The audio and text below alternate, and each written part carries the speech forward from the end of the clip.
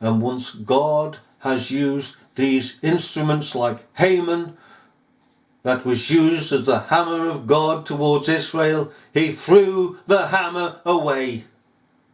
He had the man strung up.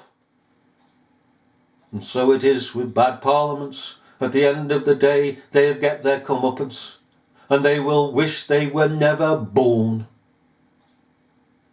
Oh, they go around in glee, smiling, and there, I've got this, and you're just peasants and all this, and we suffer it.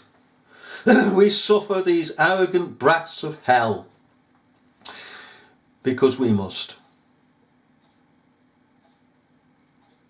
Yes, we chastise those that come to us and start the funny business, as we say, to us, when they start with this arrogance, and we cut them down.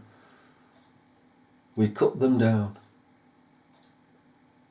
by the word of God, which is a two-edged sword, and by right reason, which is equally a two-edged sword, from out of the word of God. The word of God teaches us right reason. To reason correctly, rightly with people. To say this, this and this is right.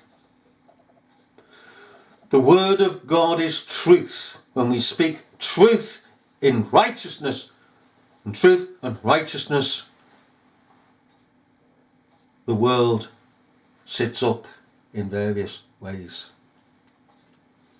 Either to attack or to say amen. Grudgingly, amen. Here is the patience of the saints. We'll just leave it at that, because we want to put this into two different beasts as it is laid out here in the scriptures.